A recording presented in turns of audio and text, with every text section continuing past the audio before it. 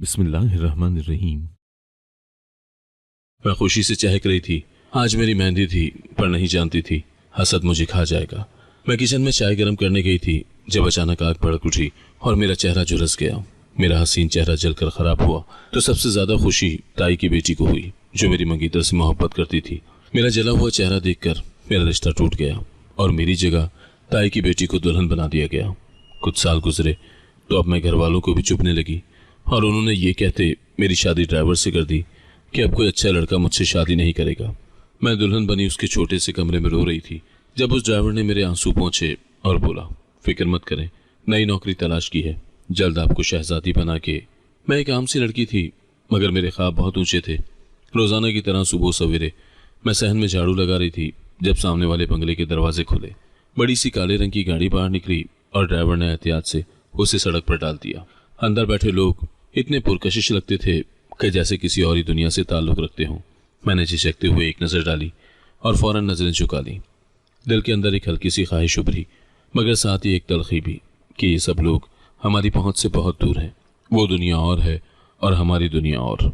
मेरी कज़न सायमा, जो मेरी ताई की बेटी थी, अक्सर उनके घर आती जाती थी। एक दिन वो हमारे घर आई और सहन में बैठते ही मुस्कुरा कर बोली, पता है निदा, कल मैं समीना के साथ उसके भाई को कॉलेज छोड़ने गई थी। गाड़ी में बैठते हुए उसने मुझे बहुत इज्जत से सलाम किया। मैंने सर उठाकर उसे देखा और बस मुस्कुरा दी। दिल में एक अजीब सी खलिश पैदा हुई लेकिन जबान पर कोई लफ्ज ना आया। सायमा ने बात जारी रखी, मैंने तुम्हें पहले भी बताया था ना, वो मुझे बहुत अच्छा लगता है, बल्कि मुझे तो लगता है कि एक दिन वो मेरे लिए रिश्ता भेजेगा। उसके लहजे में अज़्म और खुशफहमी दोनों झलक रहे थे। मैंने चुपचाप झाड़ू एक कोने में रखा और किचन की तरफ चल दी। वो मेरे पीछे आई और कहने लगी, निदा, तुम कुछ बोलती क्यों नहीं? कभी सोचा है तुम्हारे नसीब में कैसा लड़का होगा? मैंने हल्की सी मुस्कुराहट के साथ कहा, सायमा, ये सब ख्वाब है। अमीर लोग हमारी तरफ देखते भी नहीं, अपने ही जैसे घराने में शादी कर लेते हैं। वो हंसकर बोली, तुम देख लेना, मैं कहती हूँ वो एक दिन जरूर मेरे लिए रिश्ता लेकर आएगा। मैंने जवाब नहीं दिया। दिल के अंदर एक छोटा सा राज छुपा था। वो लड़का मुझे भी अच्छा लगता था। जब कभी मोहल्ले में वो दिखाई देता मेरा दिल एक धड़कन के लिए रुक सा जाता, मगर मैंने कभी खुद को ये सोचने की इजाज़त नहीं दी कि वो मेरे करीब आ सकता है। वो मेरा ख्वाब था और ख्वाब हकीकत से हमेशा दूर होते हैं। मोहल्ले के लोग उनके ख़ानदान की तारीफ करते ना थकते। कोई उनकी दौलत के किस्से सुनाता, कोई उनकी नेकियों का जिक्र करता। मैं अक्सर ये सब सुनकर सोचती, काश मैं भी उस दुनिया का हिस्सा होती, लेकिन फ़ौरन दिल को समझा लेती, नहीं निदा, ऐसी ख्वाहिशें दिल में रखने से सिर्फ दुख मिलता है।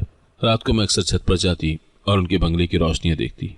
बड़े सहन में लगी झूलती रोशनियों के नीचे वो खानदान हंसते खेलते नजर आते। दूर से उनके कह कहे सुनाई देते। मैं छुप कर देखती और दिल ही दिल में सोचती, ये लोग कितने खुश हैं, इनके पास सब कुछ है। कभी कभी मेरी आंखों से बेअख्तियार आंसू निकल आते। एक दिन मेरी माँ ने मुझे सायमा के साथ बात करते सुना। वो मेरे पास आई और नरमी से बोली, बेटी, दिल में ख्वाहिश रखना बुरा नहीं, मगर याद रखना, इंसान को अपने जैसे घराने में ही खुशी मिलती है। ऊंचे ख्वाब अक्सर दिल तोड़ देते हैं। मैंने सर झुकाकर कहा, जी अम्मा, मुझे पता है, मैं कुछ नहीं सोचती, मगर दिल के अंदर की आवाज़ कुछ और थी। उसी शाम मैंने बाजार से वापसी पर उसे देखा। वो अपनी बहन के साथ आहिस्ता आहिस्ता चल रहा था। उसके कदमों में एक वक़ार था, उसकी आंखों में एक नरमी। मेरा दिल जोर से धड़कने लगा। मैंने निगाहें नीचे कर ली और जल्दी से रास्ता बदल दिया। उसके बाद देर तक उसकी मुस्कुराहट जहन में गर्दिश करती रही। घर आकर मैंने सायमा को देखा, जो खुशी से चहक रही थी। वो अपनी माँ को बता रही थी, खाला जान, आप देखना, वो एक दिन मेरा होगा। उसकी बहन खुद कहती है कि वो मुझे पसंद करता है। ताई ने हंसकर कहा, बेटी, अल्लाह करे कि ऐसे ही हो, ये बड़े घर का रिश्ता है, अगर नसीब में हुआ तो ज़रूर मिलेगा। मैंने ये सब सुना और कमरे में चली गई। बिस्तर पर लेटकर छत को घूरती रही। दिल कह रहा था कि वो ख्वाब मेरी किस्मत में कभी नहीं होगा, मगर फिर भी दिल के किसी गोशे में एक चमक बाकी थी। चंद दिन के बाद जब मैंने सायमा को फिर से उसी मौजू पर बात करते सुना तो हिम्मत करके कहा, सायमा, तुम हर वक्त एक ही बात क्यों दोहराती रहती हो? अगर ना हुआ तो? वो तंजिया हंसी और बोली, नादान लड़की, तुम नहीं जानती, किस्मत भी कभी कभी अमीर लोगों के हक में ही होती है। हम जैसे आम लोगों के लिए ऐसे ख्वाब नहीं, लेकिन मैं मुख्तलिफ हूँ। मैंने गहरा सांस लिया और कहा, हाँ, शायद तुम ठीक कहती हो, मैं तो वैसे भी कभी ऐसे ख्वाब नहीं देखती, मगर ये झूठ था। मैं भी ख्वाब देखती थी, लेकिन किसी को बताती नहीं थी। एक रात जब सब सो गए थे। मैं छत पर बैठी थी। चांदनी रोशनी में मोहल्ले का मंजर किसी जादुई दुनिया की तरह लग रहा था। सामने वाले बंगले की बालकनी में वो खड़ा था, हाथ में किताब लिए। वो जैसे किसी और ही दुनिया में खोया हुआ था। मैंने दिल ही दिल में दुआ की, हे अल्लाह, अगर ये ख्वाब मेरे नसीब में नहीं तो मेरे दिल से ये ख्वाहिश निकाल दे। मगर दिल की जिद और थी। वो चेहरा मेरी आंखों में बसा हुआ था। मैं जानती थी कि ये सब एक फासला है, एक ऐसी लकीर जो कभी नहीं मिट सकती। लेकिन इंसान ख्वाहिशों का कैदी होता है। मैं भी अपनी ख्वाहिशों में कैद थी। वो दिन जैसे किसी अजीब ख्वाब का आगाज था। सुबह के वक्त घर में गैर मामूली सी चहल पहल थी। अम्मा जल्दी जल्दी खाना बनाने में लगी हुई थी और अब्बा ड्राइंग रूम को साफ कर रहे थे। मैं हैरत से सब देख रही थी। अचानक सायमा कमरे में आई और मेरे करीब बैठकर बोली, निदा, कुछ समझ आ रहा है? आज तुम्हारे घर में इतना एहतमाम क्यों है? मैंने कंधे उचकाए और कहा, मुझे तो कुछ पता नहीं। अम्मा भी मुझे कुछ नहीं बता रही। सायमा ने नजरें घुमाकर कहा, हाँ, देखते हैं, जरूर कोई खास बात है। दोपहर तक कुछ लोग हमारे घर आए। मैंने बावर्ची खाने की खिड़की से झांका तो पहचान दिया। ये वही लोग थे जिन्हें मैं दूर से देखती आई थी। मेरा दिल जोर जोर से धड़का और कदम जैसे जमीन में जम गए। कुछ देर के बाद अम्मा ने आकर कहा, निदा बेटी, तैयार हो जाओ, मेहमान आए हैं। मैंने कांपते हुए लहजे में कहा, अम्मा, ये लोग यहाँ क्यों आए हैं? अम्मा ने नजरें चुराई और बस इतना कहा, बेटी, अल्लाह ने हमारे नसीब में कुछ लिख दिया है, आज वो बात करने आए हैं। मैं अंदर गई तो दिल धक धक कर रहा था। सब लोग बैठे हुए थे। उनमें वो भी था जिसका जिक्र बरसों से दिल में दबाए बैठी थी। मैंने नजरें झुकाए रखी। कुछ रस्मी बातें हुई। मैं ज्यादा देर बर्दाश्त न कर सकी और कमरे से निकल गई। बाहर आकर दिल थाम कर खड़ी हो गई। मुझे कुछ समझ नहीं आ रहा था कि ये सब क्या हो रहा है। शाम को जब वो लोग रुखसत हुए तो घर में एक गैर मामूली खामोशी फैल गई। फिर अब्बा ने सबको बुलाया और कहा, मुबारक हो, वो लोग निदा का रिश्ता लेकर आए थे और हाँ कहा है। ये सुनते ही जैसे मेरी जबान बंद हो गई। अम्मा की आंखों में खुशी के आंसू थे, मगर मैं हैरत के समंदर में डूबी हुई थी। उसी वक्त सायमा कमरे में दाखिल हुई। उसका चेहरा लाल हो रहा था। वो चीखी, ये कैसे हो सकता है? ये तो मेरा होना था। सबको पता है वो मुझे पसंद करता है। ताई ने उसे रोकने की कोशिश की, मगर उसने गुस्से में मेरा दुपट्टा खींचते हुए कहा, नादिया, तुमने जरूर पहले ही से उसके साथ ताल्लुकात रखे होंगे, वरना वो तुम्हें कैसे पसंद कर सकता है? मैं कांपते हाथों के साथ बस इतना कह सकी, सायमा, खुदा के लिए, मैंने कभी ऐसा नहीं सोचा। लेकिन वो मानने को तैयार न थी। चंद दिन के बाद मंगनी तय हो गई। घर भर में चरागा हुआ, मगर सायमा ने एक लफ्ज भी मुझसे न कहा। वो मेरा मुंह देखने से भी इनकार कर दी। मंगनी के दिन मैंने खुद को आईने में देखा। हाथ कांप रहे थे। दिल कह रहा था कि ये सब सच नहीं हो सकता, मगर उंगली में चमकता हुआ अंगूठी का नग मुझे याद दिला रहा था कि ये ख्वाब हकीकत बन चुका है। उस मौके पर भी सायमा गैर हाजिर रही। मोहल्ले की औरतें आकर पूछती रहीं, बेटी, सायमा कहाँ है? वो तो हमेशा ऐसे मौक़ों पर आगे आगे होती थी। मैं बस मुस्कुरा देती, कुछ जवाब न देती। मंगनी के बाद नई जिम्मेदारियां शुरू हो गईं। अम्मा ने कहा, 6 माह के बाद शादी है, बहुत कुछ करना है, जहेज बनाना है, तैयारी करनी है। मैं दिन रात घर के कामों में लग गई, लेकिन हर दिन सायमा का रवैया मजीद सख्त होता गया। एक दिन मोहल्ले की हंडिया वाले तंदूर पर रोटियां लगाने गई तो वहां एक औरत ने तंज़िया अंदाज में कहा, वाह भाई निदा, छुप छुप कर बड़ा काम किया, मंगनी तक किसी को पता ही न चलने दिया। मैंने हैरान होकर पूछा, क्या मतलब? वो बोली, अरे सायमा कह रही थी तुम्हारा तो बरसों से उसके साथ चक्कर चल रहा था। मेरी आंखों में आंसू आ गए। मैं जल्दी से रोटियां समेट कर घर आ गई। अब्बा ने भी एक दिन मुझे बुलाया और कहा, बेटी, लोग तरह तरह की बातें कर रहे हैं, तुम फिक्र न करो, हमें तुम पर यकीन है। मैंने आंसू भरी आंखों से कहा, अब्बा, मैंने तो कभी ख्वाब में भी ऐसा नहीं सोचा। उन्होंने मेरा सर थपथपाया और कहा, अल्लाह पर भरोसा रखो, असल बात सबको एक दिन मालूम हो जाएगी। उन दिनों शादी की खरीदारी शुरू हो गई। अम्मा और मैं बाजार जाती थी तो अक्सर सायमा भी हमारे साथ आती, मगर वो चुपचाप रहती। कभी कभी जानबूझकर कपड़ों पर एतराज करती, कभी रंगों को बुरा भला कहती। एक दिन उसने दुकान में जोर से कहा, ये सब फजूल है, इसके नसीब में कहाँ है ये सब पहनना। मैंने उसे देखा तो वो दांत पीस कर नजरें फेर गई। मेरी सहेली नाहिद ने एक दिन समझाया, निदा, इसकी बातों को दिल पर मत लो, जलने वाले जलते ही रहते हैं। मैंने आह भरी और कहा, काश ये इतना आसान होता। वो मेरी कज़न है, मेरा खून है, उसकी नफरत मुझे अंदर से तोड़ रही है। 6 माह का वक्त गुजरने लगा। हर दिन एक नए इम्तहान की तरह था। कभी मोहल्ले वाले कुछ कहते, कभी बाजार वाले। एक दिन मस्जिद के बाहर एक औरत ने रोकते हुए कहा, बेटी, अल्लाह तुम्हें खुश रखे, लेकिन देखना, सायमा की बद्दुआ से डरना। मैंने हैरत से उसकी तरफ देखा और घर वापस आ गई। दिल मजीद बोझल हो गया। मंगनी के बाद पहली बार वो यानी मेरा मंगेतर घर आया। ड्राइंग रूम में बैठा। वो जब मुझसे मिला तो उसने बड़े वक़ार से सलाम किया। उसकी आंखों में नरमी थी। उसने अम्मा से कहा, खाला जान, निदा बहुत सादा और अच्छी है। मुझे यकीन है कि ये मेरे घर की रौनक बढ़ाएगी। मैंने पहली बार उसकी ज़बान से ये जुमला सुना तो दिल पर जैसे सुकून सा उतर गया। मेरी मायों का दिन आया तो घर में जैसे ईद का समा था। औरतें गीत गा रही थीं, बच्चियां हाथों पर मेहंदी लगा रही थीं और किचन से मसालों की खुशबू आ रही थी। अम्मा के चेहरे पर रोशनी थी। वो बार बार कह रही थी, अल्लाह का शुक्र है, हमारी बेटी का नसीब खुल गया। मैं सब कुछ देख रही थी, मगर दिल के किसी कोने में एक कांटा था जो सायमा की सूरत में चुभता रहता। वो घर में मौजूद थी, मगर अलग थलग, किसी से बात न करती। कभी कभी नजर उठाकर मुझे देखती तो उसकी आंखों में ऐसी चमक होती जैसे कोई इंतकाम लेने वाला मौका ढूंढ रहा हो। उसी दिन दोपहर के वक्त मोहल्ले की औरतें मुझे देखने आईं। सब ने मेरे कपड़ों की तारीफ की, कुछ ने मेरी आंखों की चमक को सराहा। एक औरत ने हंसते हुए कहा, माशाअल्लाह, अब तो निदा रानी बन जाएगी। मैं शर्माकर कमरे में जा बैठी। कमरे में आकर कांपते दिल से सोचा कि क्या वाकई मेरा ख्वाब हकीकत बनने जा रहा है। मगर फिर सायमा का गुस्सा याद आ गया। दिल कहने लगा कि ये खुशियां ज्यादा देर कायम न रहेंगी। शाम को मेहमानों के जाने के बाद मैं किचन में गई ताकि खाना गर्म कर लूं। जैसे ही चूल्हे की तरफ बढ़ी, कुछ अजीब सा लगा। सिलेंडर के करीब हल्की सी बदबू आ रही थी। मैंने ध्यान न दिया और लाइटर जलाया। लम्हे भर में आग भड़क उठी। शोले ऐसे लपके जैसे किसी ने उन्हें पहले से तैयार कर रखा हो। मैंने घबरा कर चीख मारी, अम्मा। मेरी आवाज़ सुनकर सब भागते हुए आए। अम्मा ने दुपट्टा भिगोकर मेरे चेहरे पर डाला। अब्बा फौरन पानी लाए। शोर सुनकर मोहल्ले के लोग भी इकट्ठे हो गए। अस्पताल पहुंचते ही डॉक्टर ने कहा, चेहरा झुलस गया है, फौरी इलाज शुरू करना होगा। मैंने आने की तरफ देखना चाहा तो नर्स ने रोक दिया। मेरी हालत ऐसी थी कि अपनी परछाई देखने की भी हिम्मत न थी। मैंने रोते हुए अम्मा से कहा, अम्मा, मेरा क्या बनेगा? अम्मा ने आंखों में आंसू लिए कहा, बेटी, हिम्मत करो, अल्लाह बड़ा कारसाज है। इसी दौरान सायमा भी अस्पताल आई। उसने मुझे एक नज़र देखा और फिर नजरें फेर ली। उसके लबों पर हल्की सी मुस्कुराहट छुपी हुई थी जिसे शायद कोई और न देख सका, मगर मेरी नज़र ने साफ पकड़ लिया।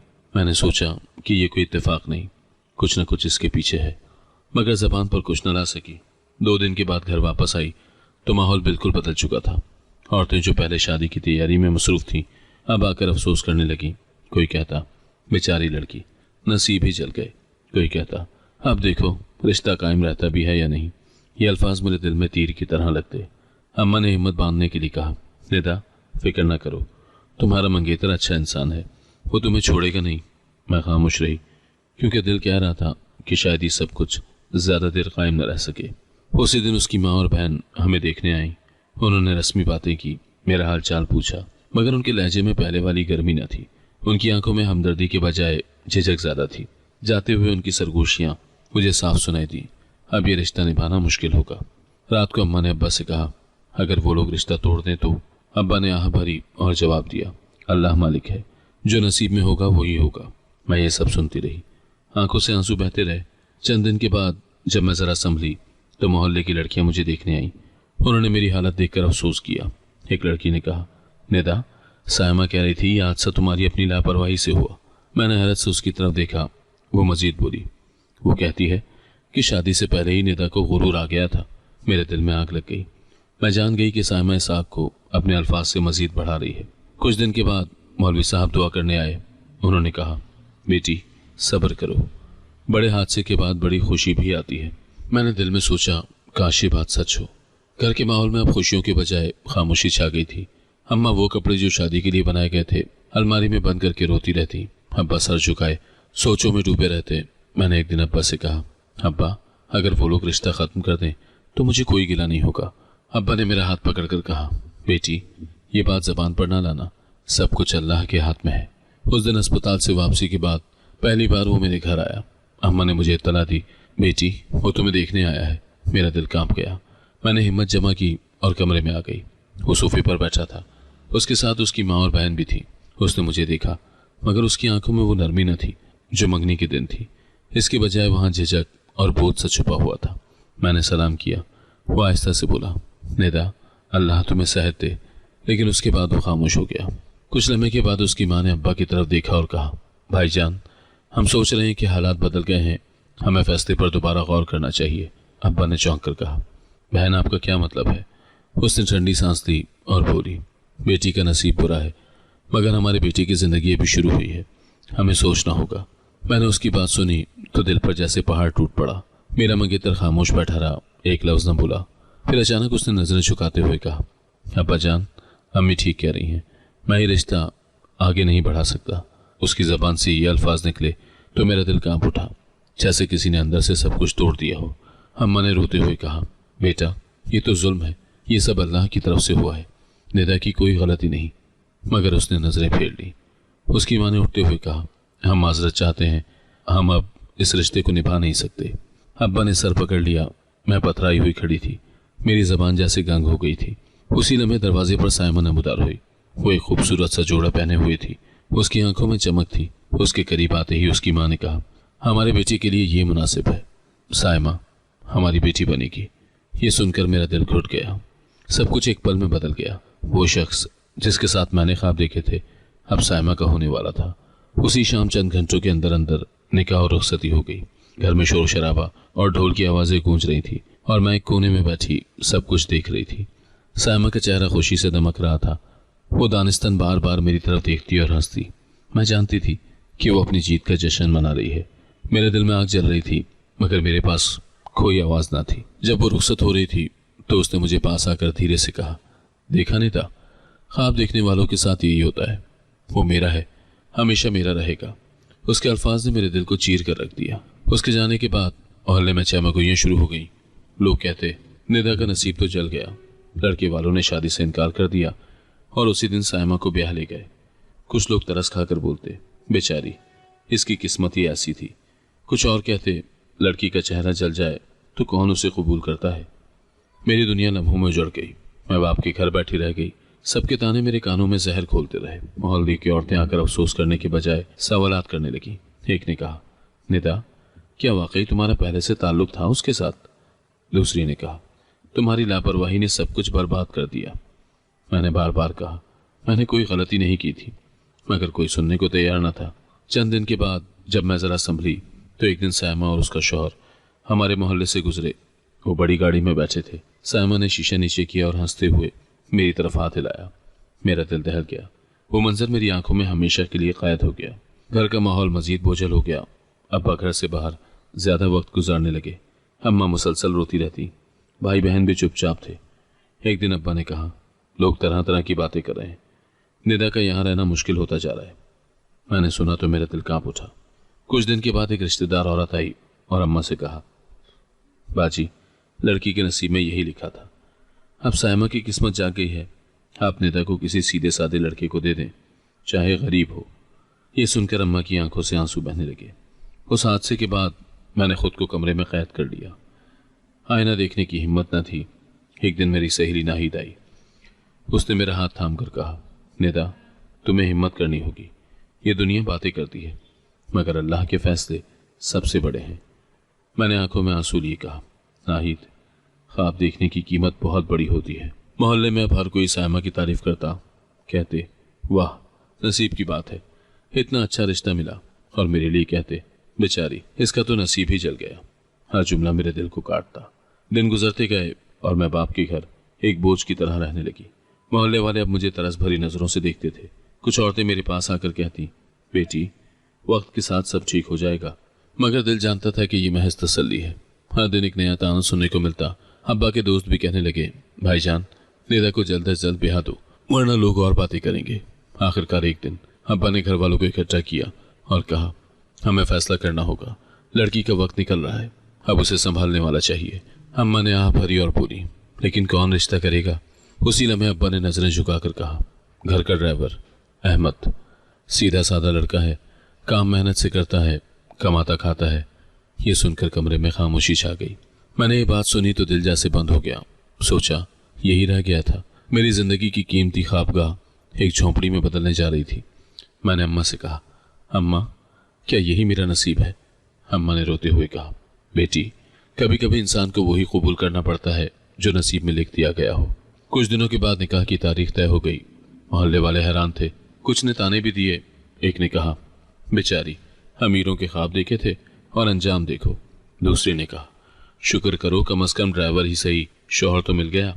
इन जुमलों ने मुझे अंदर से तोड़ दिया। शादी के दिन का मंजर आज भी याद है।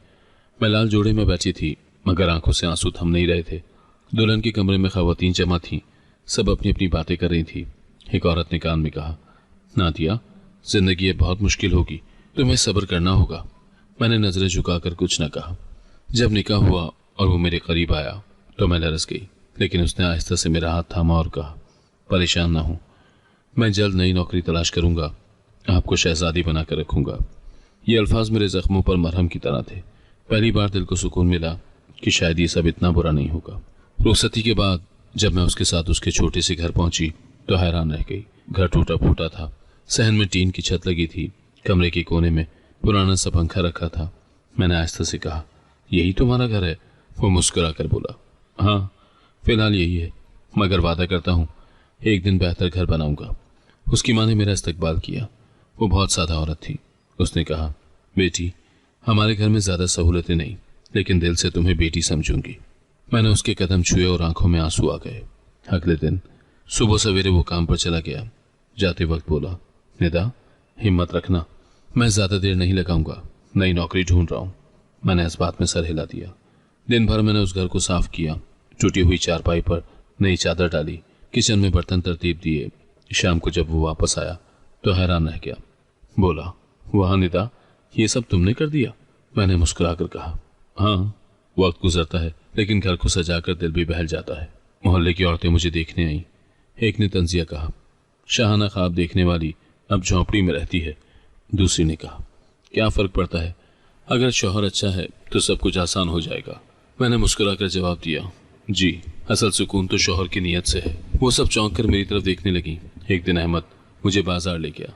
वो कहने लगा, देखो निदा, अभी कुछ ज्यादा खरीदने के काबिल नहीं हूँ, मगर तुम्हें खुश देखना चाहता हूँ। मैंने कहा, मुझे कुछ नहीं चाहिए, बस तुम्हारी मोहब्बत चाहिए। उसने हंसते हुए कहा, ये तो हमेशा रहेगी। उसने वाकई अपनी बात सच कर दिखाई। दिन रात मेहनत की, सुबह सवेरे काम पर निकलता और रात गए वापस आता। ड्राइविंग के साथ साथ प्राइवेट पढ़ाई भी करता। अक्सर मैं देखती कि वो घर आकर थका हारा जमीन पर बैठ जाता और फिर किताब खोल लेता। एक दिन मैंने कहा, अहमद, तुम इतनी मेहनत क्यों करते हो, थक नहीं जाते?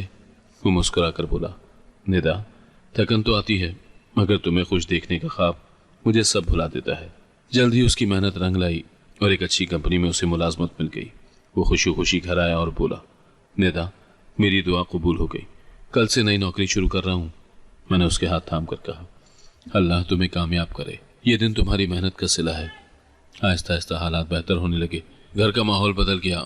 छोटा सा सहन जहाँ पहले खामोशी छाई रहती थी अब हंसी की आवाज़ों से भरने लगा। अहमद ने सबसे पहले मेरा इलाज शुरू करवाया। वो मुझे महंगे डॉक्टर्स के पास लेकर गया। मैंने कहा, यह सब बहुत महंगा है, हम बर्दाश्त नहीं कर पाएंगे। उसने नरमी से कहा, निदा, तुम्हारी मुस्कुराहट मेरे लिए सबसे बड़ी दौलत है, पैसे तो आते जाते रहते हैं। डॉक्टरों ने जदीद इलाज शुरू किया। मेरे चेहरे के जले निशान आहिस्ता आहिस्ता कम होने लगे। हर बार जब मैं आईने में देखती तो दिल को कुछ सुकून मिलता, लेकिन असल सुकून अहमद की बातों से आता। वो रोजाना मुझे देखकर कहता, निदा, तुम अब भी दुनिया की सबसे खूबसूरत लड़की हो। उसकी मुस्कुराहट मुझे जीने की हिम्मत देती।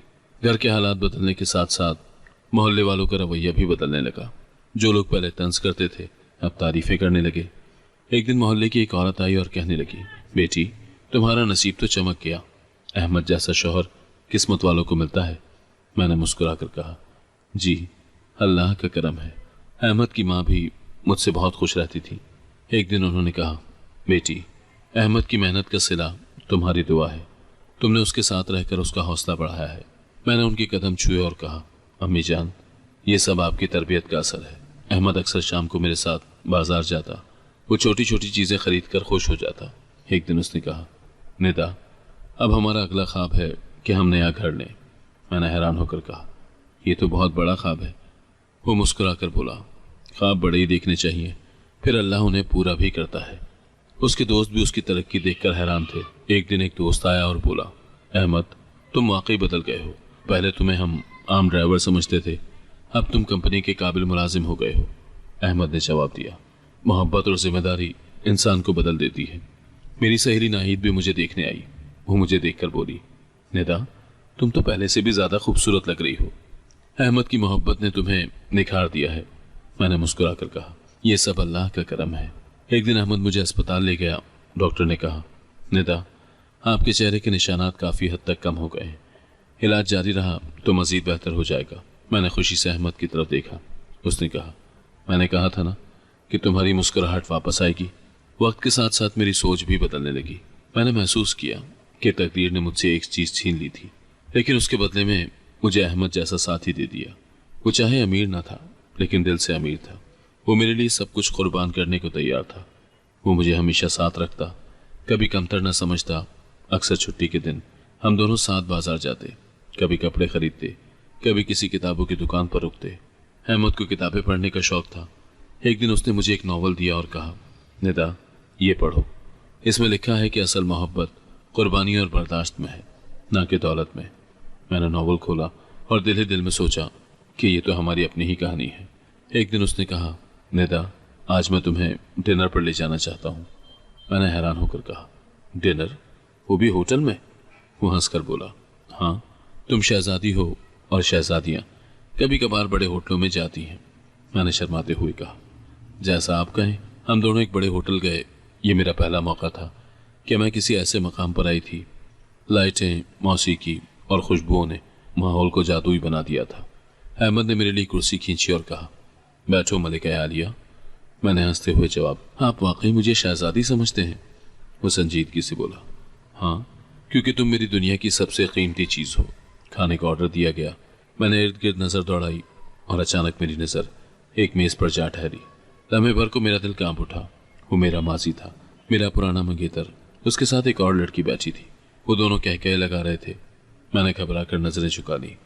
अहमद ने महसूस किया और पूछा, क्या हुआ निदा, तुम अचानक खामोश क्यों हो गई? मैंने उसका हाथ मजबूती से थाम लिया और कहा, कुछ नहीं, बस यूं ही। अहमद ने नरमी से कहा, मेरी तरफ देखो, ये लम्हा हमारा है, बाकी सब बेईमानी है। मैंने उसकी आंखों में झांका और सुकून पाया। मेरे दिल ने कहा कि अब हकीकत बदल चुकी है। वो माजी जिसने मुझे तोड़ा था अब मेरे सामने बैठा था, मगर मैं उसकी कैद से आज़ाद थी। मैंने दिल में शुक्र अदा किया कि अल्लाह ने मुझे अहमद जैसा शौहर दिया। उसकी मौजूदगी ने मेरे जख्मों को भर दिया था। खाने के दौरान अहमद ने कहानी सुनाई। जब मैं छोटा था तो मेरी माँ चाहती थी कि मैं पढ़ लिख कर बड़ा आदमी बनूं, मगर हालात ने मुझे ड्राइवर बना दिया। आज मुझे लगता है कि तुमने मुझे वो हौसला दिया है जो मुझे बचपन में मिला ही नहीं था। मैंने आहिस्ता से कहा, अहमद, तुम पहले ही बड़े इंसान थे, बस लोगों को नजर नहीं आता था। खाने के बाद हम बाहर निकले। मैंने एक आखिरी नज़र माजी के उस किरदार पर डाली। वो अब भी हंस रहा था, जैसे जिंदगी के खेल में कुछ भी न खोया हो। लेकिन मैं जानती थी कि असल जीत मेरी थी। मेरे पास मोहब्बत थी, सुकून था और एक सच्चा साथी था। घर वापस आते हुए अहमद ने गाड़ी में कहा, निदा, कभी कभी लगता है कि दुनिया की सब चीज़ें बदल सकती हैं, मगर मोहब्बत अगर सच्ची हो तो हमेशा कायम रहती है। मैंने जवाब दिया, और मेरा यकीन है कि अल्लाह ने मुझे तुम्हारे ज़रिए नई ज़िंदगी दी है। अगले दिन अहमद की तरक्की की खबर आई। कंपनी ने उसे प्रमोशन दे दिया था। वो खुशी से बोला, नेता, देखो, अल्लाह ने हमारी मेहनत का सिला दिया है। अब हम अपने घर का ख्वाब पूरा कर सकते हैं। मैंने खुशी से कहा, ये तुम्हारी मेहनत का फल है, मैं तुम पर फख्र करती हूँ। हम दोनों ने साथ जाकर एक नई जगह देखी, छोटा मगर खूबसूरत मकान। अहमद ने कहा, यह घर हमारा होगा। मैंने कहा, यही मेरी जीत है। इसी दौरान मैंने क्लासेस मुकम्मल कर ली। कंप्यूटर सीखने के बाद मुझे एक छोटे स्कूल में पढ़ाने का मौका मिला। अहमद ने कहा, देखा, अब हम दोनों मिलकर ख्वाब पूरे करेंगे। मेरी आंखों में खुशी के आंसू आ गए। अहमद की माँ भी खुशी खुशी कहने लगी, बेटी, अल्लाह ने तुम दोनों का साथ जोड़ा है, ये जोड़ा हमेशा सलामत रहे। मैंने सोचा, क्या वाकई दुआ सबसे बड़ी ताकत है। अगले दिन मुझे एक चौंका देने वाली खबर मिली। अहमद दफ्तर से लौटा ही था कि मोहल्ले की एक औरत तेजी से हमारे घर आकर बोली, अरे निदा, तुमने सुना? मैंने चौंक कर पूछा, क्या हुआ खाला? उसने कहा, वो शख्स यानी तुम्हारा साबिक मंगेतर अपनी बीवी को तलाक दे चुका है। ये सुनते ही मेरे दिल पर जैसे बिजली गिरी। मैं खामोश खड़ी रह गई। अहमद ने मेरे कंधे पर हाथ रखते हुए पूछा, क्या तुम ठीक हो? मैंने सर झुकाकर कहा, हाँ, बस हैरान हूँ। मोहल्ले में ये खबर जंगल की आग की तरह फैल गई। हर गली में लोग यही बात कर रहे थे। कोई कहता, लड़की औलाद ना पैदा कर सके तो रिश्ते टूट जाते हैं। कोई और कहता, ये सब किस्मत के खेल हैं। मैंने सुनना बंद कर दिया, लेकिन दिल में अजीब सा बोझ था। चंद दिन के बाद एक और वाक़या हुआ जिसने मुझे हिला कर रख दिया। दोपहर के वक्त दरवाजे पर जोर से दस्तक हुई। मैंने दरवाज़ा खोला तो सामने साइमा खड़ी थी। उसका चेहरा सूजा हुआ था, आंखें रोने से लाल थीं। वो अंदर आते ही ज़मीन पर गिर गई और रोते हुए मेरे कदमों को पकड़ लिया।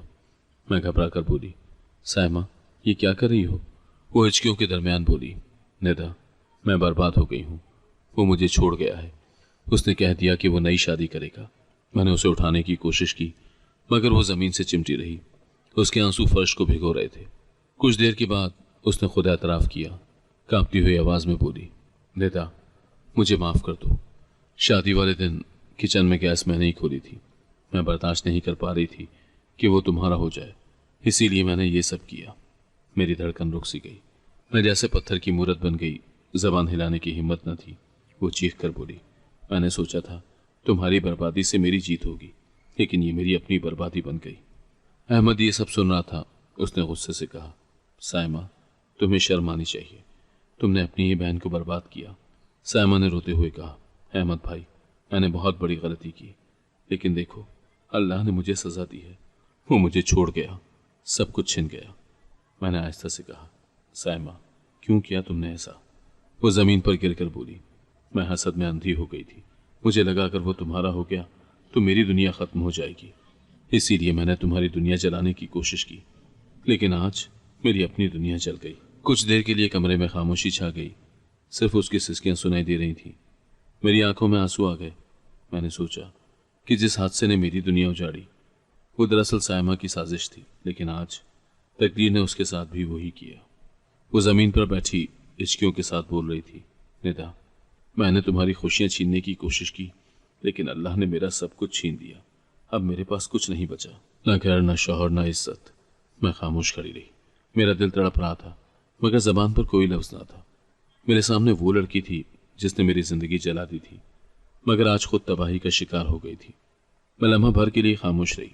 आंखों के सामने वो दिन घूम गया जब मैंने किचन में आग भड़कते देखी थी। मेरी चीखें, मेरा दर्द सब याद आ गया। मगर फिर मेरे दिल ने कहा, नफ़रत दिल को मज़ीद जंजीरों में जकड़ देती है। मैंने दिल से फैसला किया कि उसे माफ़ कर दूँ।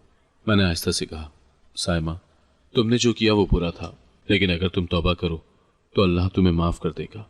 ये सुनते ही उसके आंसू और तेज़ हो गए। वो ज़मीन पर गिरकर बोली, निदा मैंने सोचा भी ना था कि तुम मुझे माफ़ कर दोगी। मैं हमेशा यही समझती रही कि तुम मुझसे नफ़रत करोगी।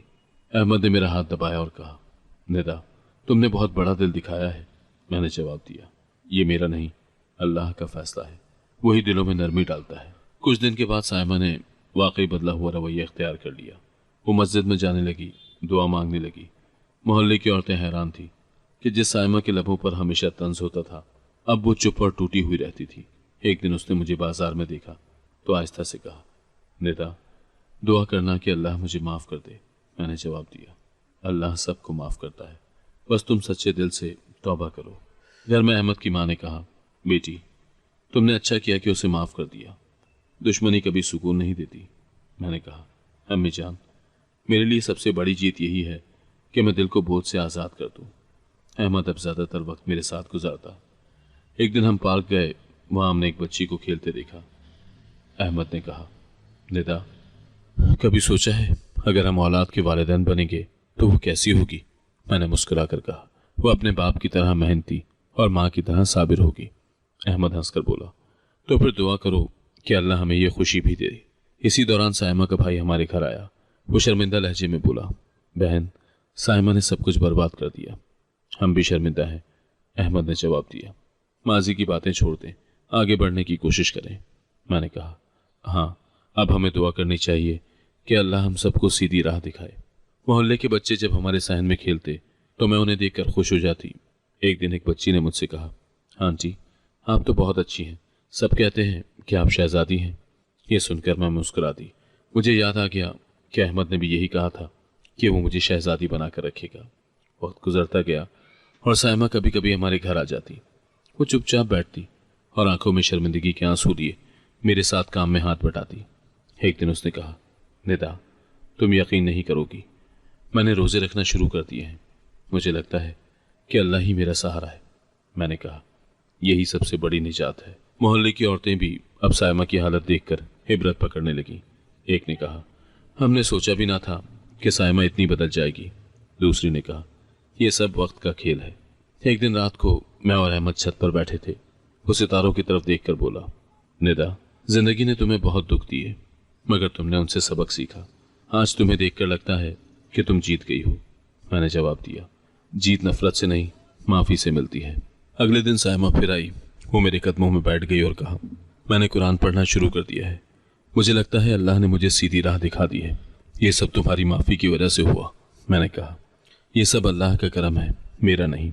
अहमद की माँ ने कहा, बेटी तुम दोनों बहनें अब सुलह कर लो, खून का रिश्ता सबसे कीमती है।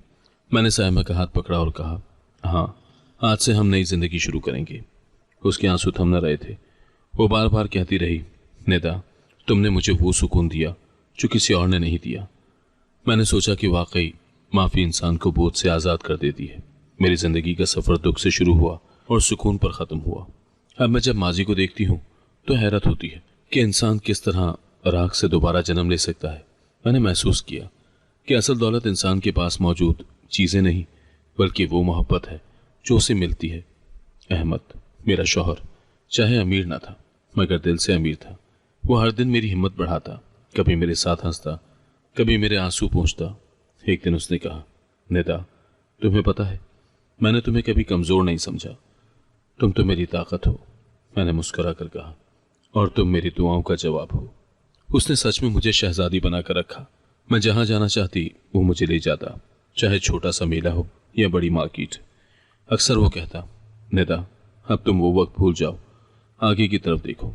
मैं कहती, अहमद अगर तुम साथ हो तो माजी खुद ब खुद पीछे रह जाता है। मेरा चेहरा आहिस्ता आहिस्ता बेहतर हो गया। इलाज और अहमद की दुआओं ने मुझे नया हौसला दिया। जब पहली बार मैंने आईने में खुद को बेहतर हालत में देखा तो दिल में शुक्र अदा किया। मैंने कहा, अहमद देखो मेरा चेहरा बदल रहा है। वो हंसते हुए बोला, निदा तुम पहले दिन से मेरे लिए खूबसूरत थी, फ़र्क सिर्फ ये है कि अब दुनिया भी देख रही है। मेरे दिल की खूबसूरती हमेशा के लिए निखर गई। मैंने माजी को पीछे छोड़ दिया, अब मैं मुस्तकबिल के ख्वाब देखती थी।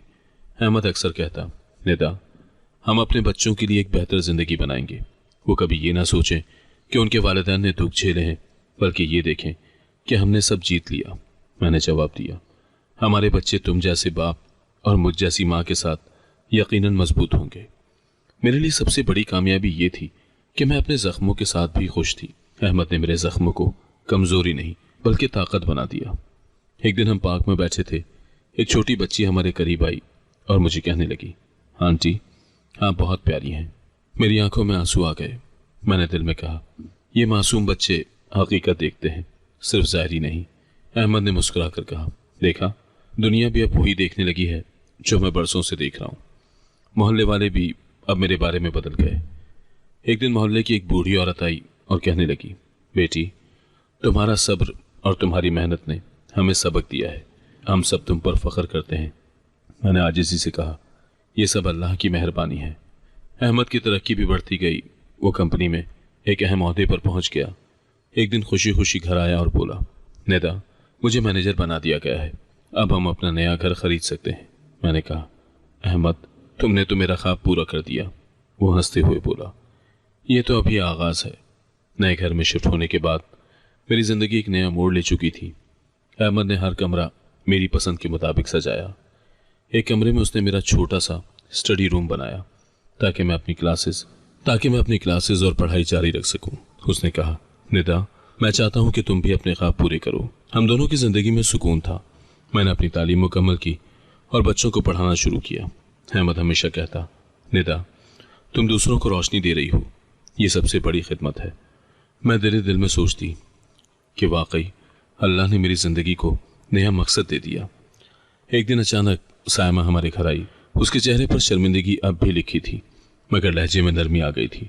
उसने कहा, निदा मैं अब कुरान पढ़ाती हूँ, मुझे सुकून मिलता है। मैंने खुश होकर कहा, यही सबसे बड़ी कामयाबी है। अहमद ने कहा, वक्त ने सबको सबक दे दिया है। मैंने महसूस किया कि मोहब्बत ने मुझे नई जिंदगी दी और नफरत ने अपने अंजाम को खुद पा लिया। माजी की नफरतें खुद ही खत्म हो गईं और मेरे पास मोहब्बत का खजाना बाकी रहा। अहमद ने कहा, निदा तुम्हारे जख्म अब तुम्हारी ताकत है, तुमने नफरत को हरा दिया। मैंने कहा, असल दौलत यही है कि इंसान मोहब्बत के साथ जीता है। अब जब मैं अपने सफ़र को देखती हूँ तो दिल शुक्र से भर जाता है।